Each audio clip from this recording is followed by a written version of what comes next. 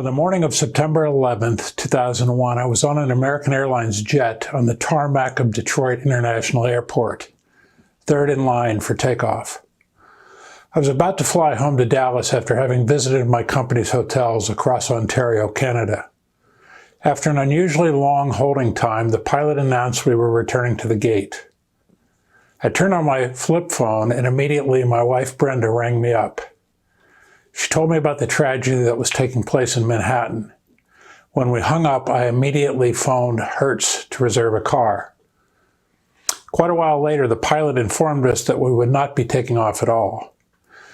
When it became clear that no planes were taking off any time that day, I went to the Hertz agency, where about 500 people were trying to get about 50 cars that they had on the lot. As each person got one of the few cars available, they would yell out something like, "I'm headed to Omaha. Does anyone need a ride in that direction?" Then someone else would say, "Who needs a ride to Seattle?" While I waited for a car, I received another call. This from the Director of Operations for our Canadian hotels. "John," Armand said, "we're sending a car to pick you up. You're not safe there." Of course, I declined the offer so I could get home to my family, but Armand's actions were typical of what was happening across his country and throughout the United States. In fact, in Gander, Newfoundland, Canada, the 12,000 residents were preparing to accept 4,000 distressed passengers from flights diverted to their airport. As that disaster united us, so has our current crisis. Right here in Pennsylvania, the stories are too many to count. Here are just a few. North Country Brewing Company in Slippery Rock is releasing a new beer called For the People.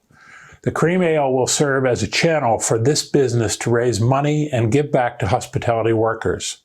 NCB will be donating 50% of the proceeds to food and beverage workers who have been affected by the COVID-19 virus.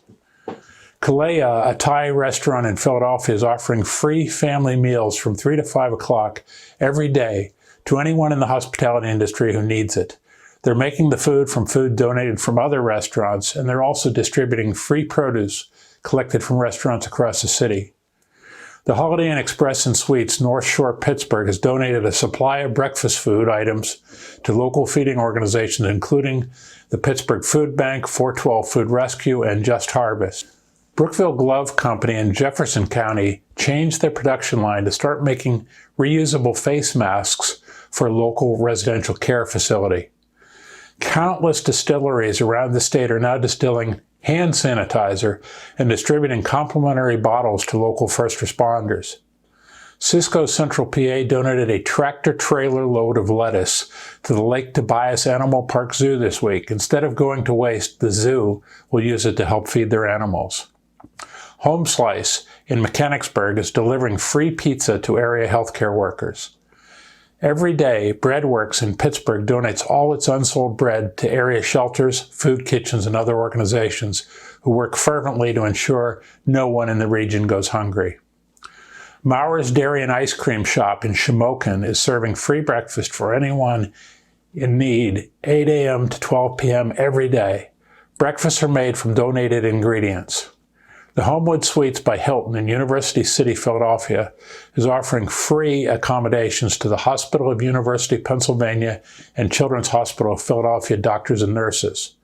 They're also offering rooms to UPenn police officers.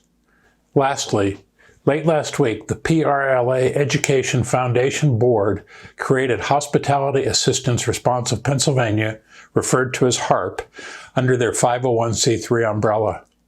HARP will provide one-time grants to distressed Pennsylvania hospitality employees with emergency needs. In less than a week into the project, and thanks to PRLA Northeast Chapter Board member and CEO of Settlers Hospitality, Justin Genslinger's connection, our friends at Tito's Handcrafted Vodka have committed to seed money of $30,000 for the effort. You can donate to the cause by going to the website mentioned with this video, and HARP will begin accepting grant applications the second week of April. Right now, it feels like the worst of times, but looking at the good that comes from bad brings a huge ray of hope our way. Disasters truly unite us.